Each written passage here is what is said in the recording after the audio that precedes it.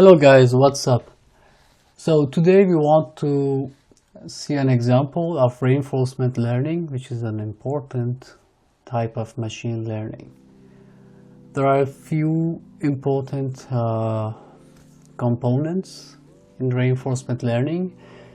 There are agents who are the actors that will play in an environment, and they will choose actions to do in an environment, and then we have a strategy or a policy that we will learn through interacting by the environment.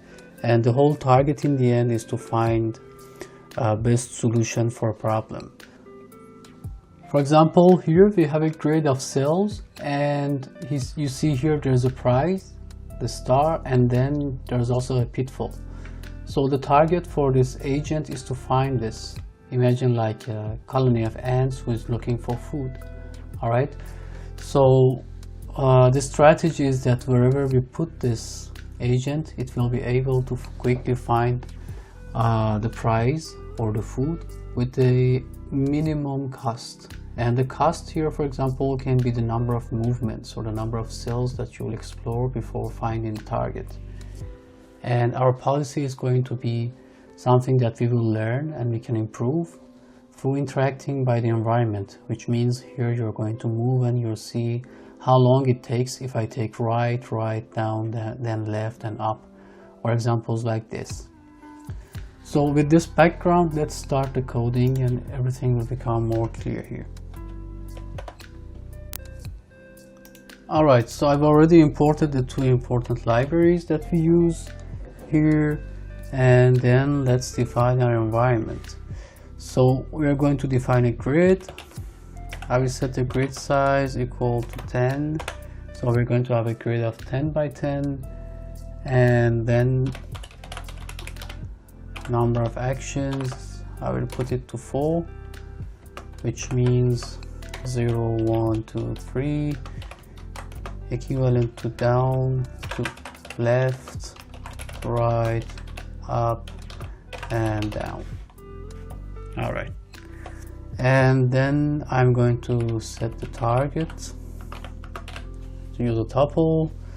Let's put it at 7 and 7, and pitfall at, let's say, 5 and 3.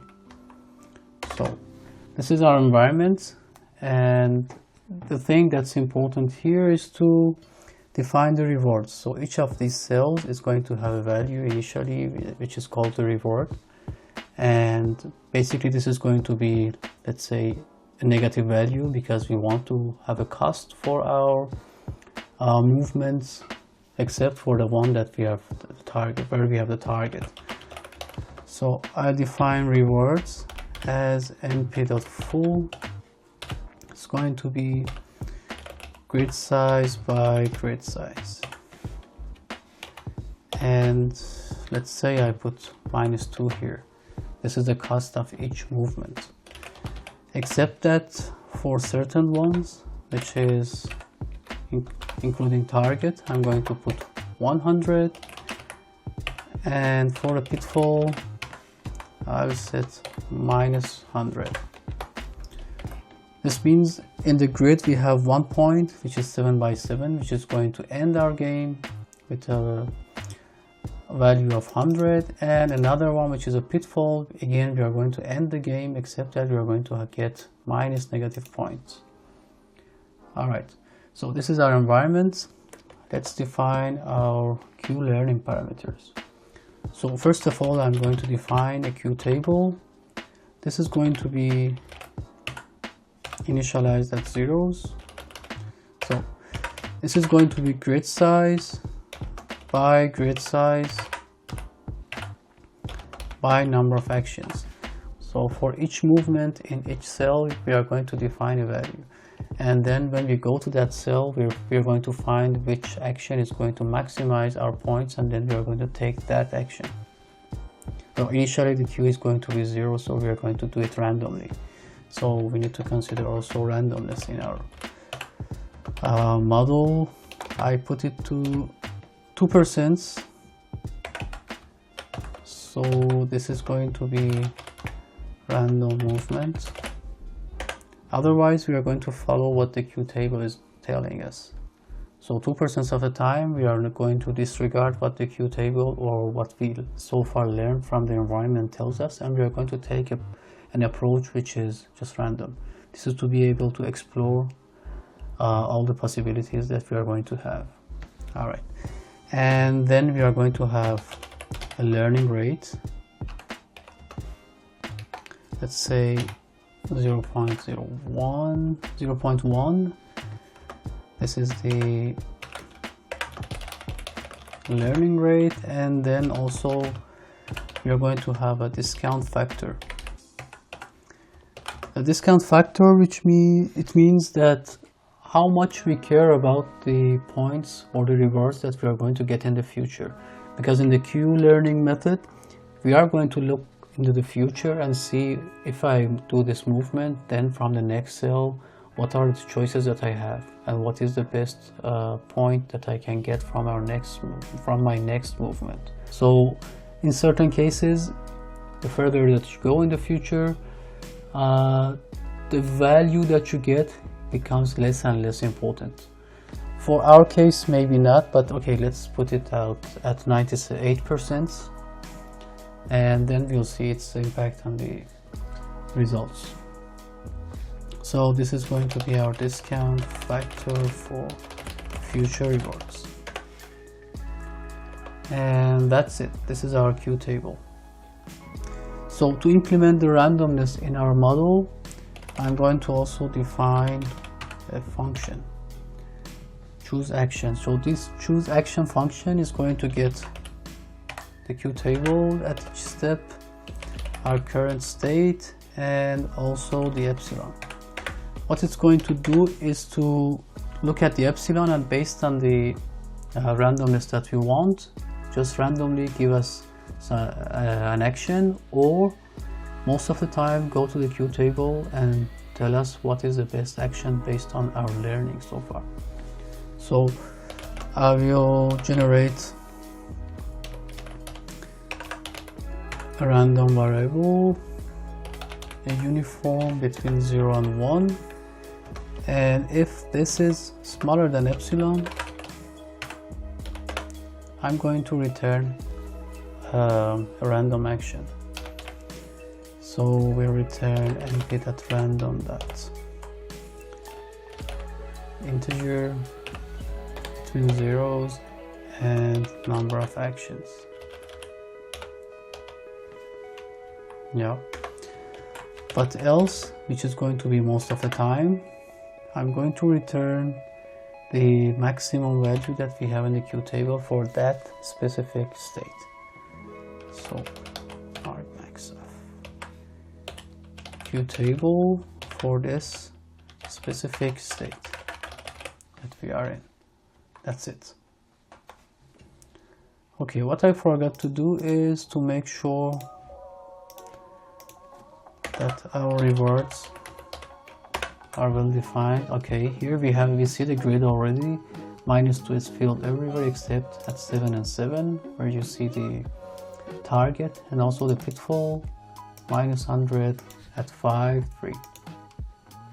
So now that we've defined our environment, our learning or the Q table and its tuning parameters, let's start interacting with the environment. So I've written the code and completed it for this part to be faster. For interaction, we are going to measure the rewards that we get in each episode, each time we try to play the game. Alright, so we are going to store it in an array here for a list called cumulative rewards, and also the episode length. These two parameters are very important because we want to monitor the performance of our model. We want to see if it's saturated at learning, if it's learning at all. Alright, so if the number of episodes before ending the game and winning the game in fact is decreasing, and our cumulative reward also is increasing, it means that we are learning from the environment and we are playing the game better and better. And then at each time that we feel that our model has learned enough and is not learning anymore, we can stop our learning. This is the general strategy that we'll do in learning. So I've considered 500 episodes for learning. We'll see if it's enough or not, and then I'll define a random state for the beginning. All right, so it's going to be an x for the number of rows, random int, another random int for the column, and then we set this variable done to false to measure if we have finished the game or not, and the total rewards and steps of each episode. So while not done, so until we have reached the target or the pitfall, we are not going to end the game. All right, so we're at one step, the reward, we initialize it at 0, then we are going to get the action. So I change this function name this time, choose action, and we are going to pass qtable, state, and epsilon to this function, which will return us an action. So now that we know our action, we need to interact with the environment and see what is the next reward or the point that we get to complete our Q value table.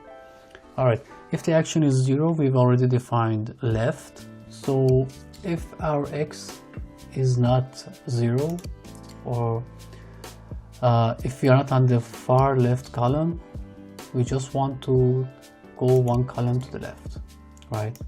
So we keep the x, we do y minus 1 or y minus 1. If not, which means we are on the left column, what we are going to do is to go to the upper row. Here it's more clear. So if we're at this point, going to left means returning to this row. So we'll set x to minus 1, decrease 1 from x, and we'll set y or y to the maximum or grid size minus 1. Similarly, if we are here and we want to go right, we just increase the row once, and then we set the column to 0. This is what we are going to implement. So we have this logic, and this state is where we are at 0. So if these two conditions do not apply, we know that we are at 0, 0 here, this point, and then going left means that we are going to go to the end to cell 100. So this is what I'm doing here. Same for the right is true, except that for the right case, we are moving right. So if we're at this point, we'll go all the way back to 0. This is what's implemented at this state. Then we have up and down. I didn't implement the rotation for up and down. This was just a choice. You can implement if you want. So we have up and down. These are definitions, and just to make sure that we consider all cases, especially the ones that you are at the high or the low border and you have a down or up movement which is not defined, we're just going to stay at the same state, which is here.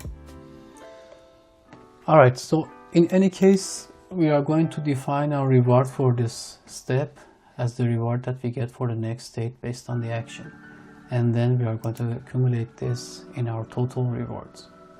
What's important here is the Q table. So based on the results that we get, we are going to update our Q table. This is our learning step. Yeah. And as we saw already, the learning is based on the Bellman equation for value. So you have the current reward plus the discount times the reward for the next step.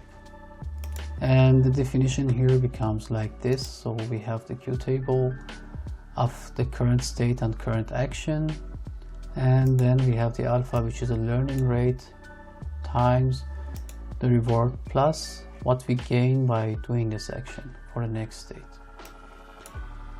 All right, so now we've updated our Q table. We store the next state as this state to go to the next step. And then we check also if our next state is target. So if we reach the target by this action, or if we fell into the pitfall for this action. I set another limit, which is if we've already taken 200 steps and we have not reached any of them. So even in this case, I want to finish and I want to do another episode. So in these cases, we are going to set down to the true, and this while loop is going to stop. And then we store the steps and the total rewards in our list that we already defined, and the Q table, just to make it more visual, I put them to 0 for the Q table. Alright, now let's plot the community rewards and the episode length. Alright, funny thing is I forgot to add return here. So this function is basically returning nothing.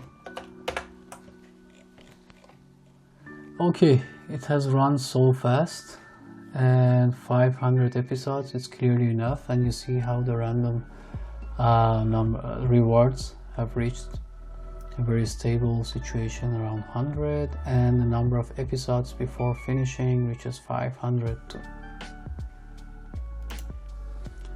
So clearly what we've done seems to work, and even with less learning steps we could done the same thing, but you see around 400 could be enough. We can try to increase our learning rate. I will make it 0.4 and run the whole thing again. And you see here we're learning faster. Even at 200 or 300 episodes we can stop. And also the epsilon has an impact. If you put a very small value, you see the randomness finishes very quickly and we start to learn very fast. This is working fine here. Small epsilon like 0.1%, because our environment is very simple. We just have a grid which is a linear. We have one pitfall and one target. If you have a complicated or complex environment, and if you have continuous actions, then this is going to be something that's very important to adjust. Okay, to visualize the results a bit more, I want to do a plot of the grid. So what I'm going to do, first of all, I want to normalize the Q to 100, positive 100 maximum, and I store it in the Q2. Then I will plot the rewards as an image, and then I put the text or the values that we learned for each movement on these cells. If you run this, you see we have all these cells. In each one you have the value for up, down, left and right movements. As you see these two, I've done it somewhere here, yeah. So I've put these Q table values to zeros, just to be very easy to identify these two. And now look at this. You have this cell on the top where the 100 is the best movement or has the highest chance. 100, same here, here and there. Okay, not all of them are 100. For example, this is 87 because of some randomness and some learning that we've done. And look at this pitfall. Here you have -19 compared to 7. So most of the time when you reach this point, it's going to push you down. It's not going to send you to the pitfall. Again, here you have -19 compared to +43. It's going to push you to the right. Here again. So this seems to be working fine, and this is why we're seeing this learning rate and the impact of learning from the environment. So what I can add here to make it a bit more representative of a real case. So let's say reaching this target from left is more efficient than reaching it from right, top or bottom. So how am I going to do this? I'm going to say from left it's going to be 7 and 6, and I'm going to put a reward which is a bit different from the rest. So if you plot it here, you see from the left you have +2. So you have already a small reward here, and then you can go to the maximum and the target and end the game.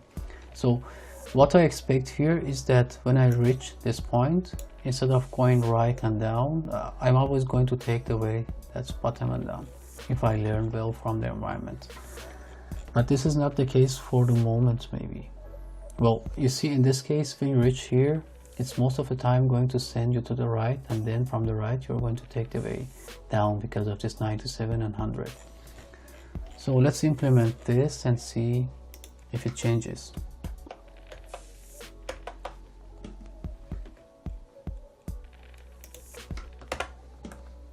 Okay, now it's updated. You see here, now it's all zeros, and then you have 79. So when you reach this point, it's going to push you down and then go here. Or when you reach this point, it's going to push you up and then you go there. This is the impact. And even if you're there, so even if you're there, it's most of the time sending you down and down again and then right. So it's going to take this path, which means the future reward has some impact. Even at this point, you see, it's not going to send you right and down here. It's going to send you left and then you come back there.